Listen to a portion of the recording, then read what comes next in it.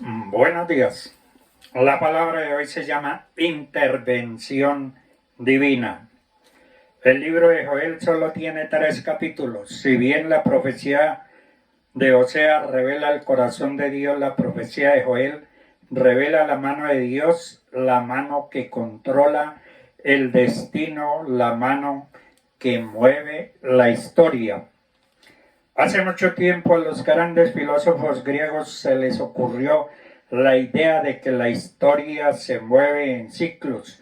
Se ha dicho: primero surge un tirano, un hombre de hierro que ejerce el control sobre una nación o un grupo de personas y gobierna hasta que termina la dinastía.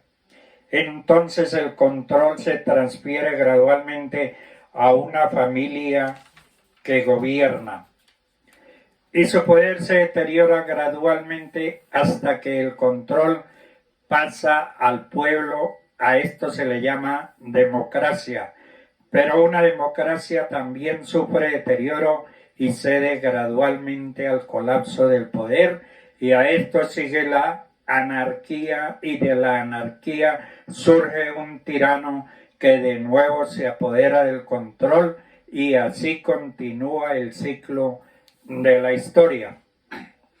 Carlos Marx escribió El materialismo dialéctico.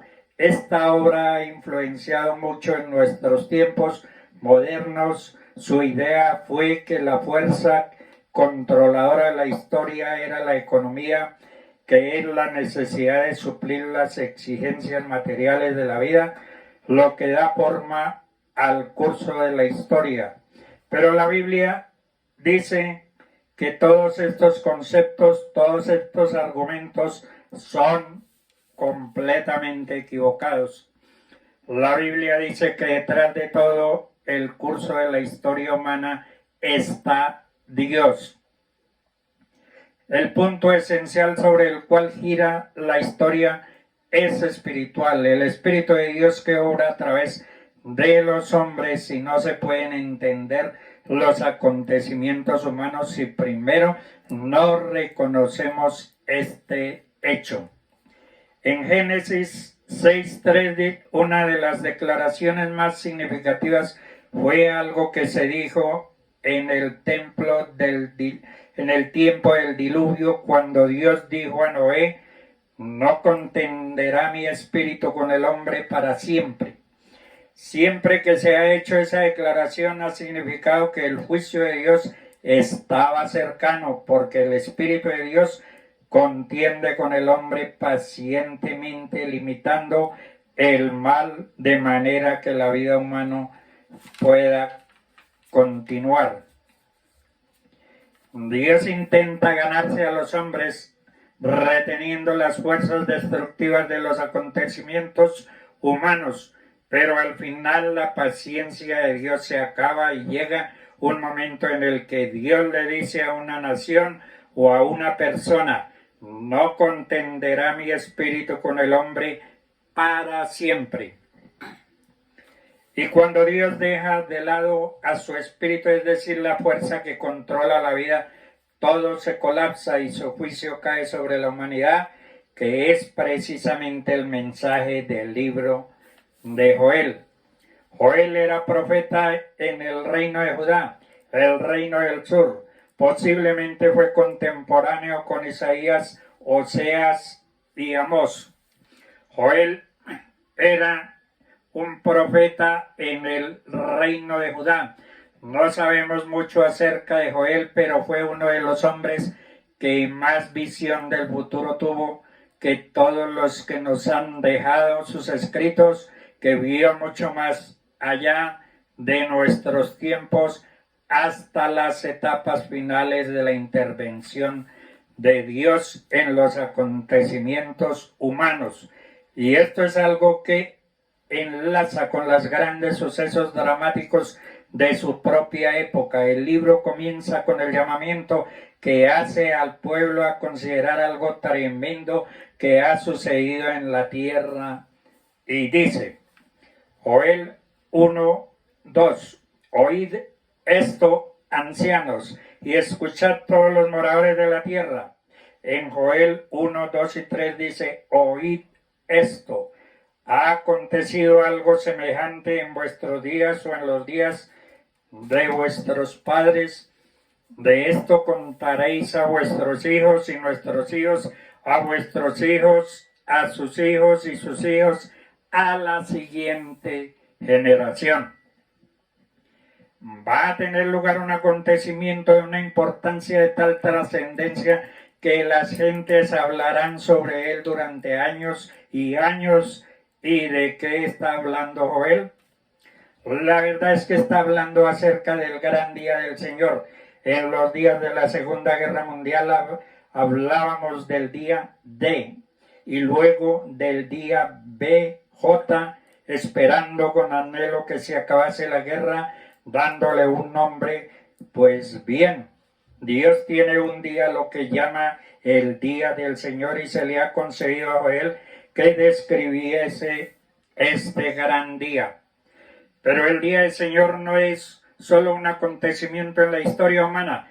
Nos daremos cuenta en esta profecía que el día del Señor es un suceso en el que Dios se manifiesta por medio de su juicio en cualquier momento, pero el juicio culmina y va intensificándose en ciclos hasta que llegue el día grande y terrible del Señor.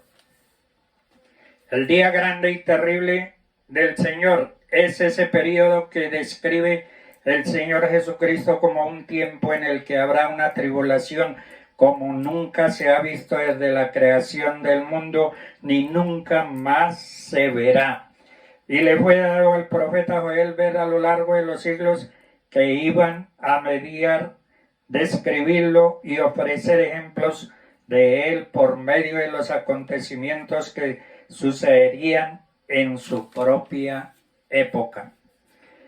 El suceso que había tenido lugar en su día fue una invasión de langostas. Un enjambre de langostas había descendido sobre la tierra y habían devorado toda cosa viviente. La cosecha se había arruinado y había que apareciese el hambre. Y Joel está llamando la atención del pueblo por este suceso, que no necesitaba que pasase algo así en aquellas condiciones. No cabe duda de que todos serían conscientes de lo que había sucedido, pero de lo que no se daban cuenta era de dónde venía. Joel les dijo, Dios está detrás de este suceso, y él describe como el campo está asolado y se enlutó la tierra porque el trigo fue destruido, el mosto está pasado y se perdió el aceite. Y luego dice, proclamad ayuno, convocad asamblea, congregada a los ancianos y a todos los moradores de la tierra en la casa de Jehová, vuestro Dios, y clamad a Jehová. Ay del día, porque cercano está el día de Jehová, vendrá como destrucción de parte del Todopoderoso. Dios se hallaba detrás de ese suceso. No fue algo que pasó por casualidad, no es sencillamente un capricho de la naturaleza. Esto sucedió en obediencia al mandato dado por Dios. En Joel 2, del 1 al 2 dice, también todos cuantos moran en la tierra, porque viene el día de Jehová, porque está cercano el día de las tinieblas y oscuridad, día de nube y de sombra, como sobre los montes se extiende el alba, así vendrá. Un pueblo grande y fuerte, semejante a él, no hubo jamás, ni después de él lo habrá en los años de muchas generaciones. De nuevo, este es el lenguaje que usaba el Señor Jesús, porque habrá entonces gran tribulación, cual no ha habido desde el principio del mundo hasta ahora, ni lo habrá. El profeta escribe de qué modo la tierra queda abrasada tras ellos al avanzar por ella este enorme ejército. Y describe el ejército mismo su aspecto como aspecto de caballos. En Joel 2:10 dice, el sol y la luna se oscurecen y las tinieblas perderán su resplandor.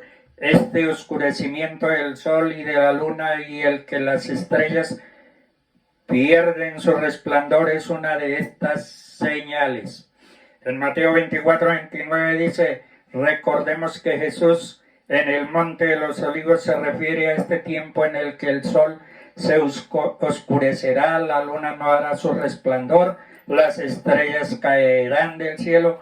Es una señal interpretativa que apunta a los últimos días antes de lo que se ha llamado el día grande y terrible del Señor. Pero Dios promete que Él se ocupará de este ejército procedente del norte.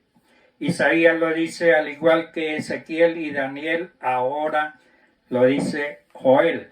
También añade su voz al coro de los profetas de Dios para revelar el propósito tras esta gran invasión. En Joel 2:12 al 14 dice, ahora pues dice Jehová, convertíos ahora a mí con todo vuestro corazón, con ayuno y llanto y lamento, rasgad vuestro corazón y no vuestros vestidos, convertíos a Jehová vuestro Dios, porque es misericordioso y clemente, tardo para la ira y grande en misericordia. Dios no se deleita en juzgar, no es eso lo que Él pretende. Lo que Él busca es un corazón que esté dispuesto a escucharle, a prestarle atención y a abrir la puerta de las bendiciones que Dios desea derramar para usted. A fin de conseguir que esa persona o nación escuche, Dios permite toda clase de situaciones difíciles que obstruyan su camino de desobediencia. Lo que Él busca es un corazón arrepentido. Rasgad vuestro corazón y no vuestros vestidos. Dios les bendiga.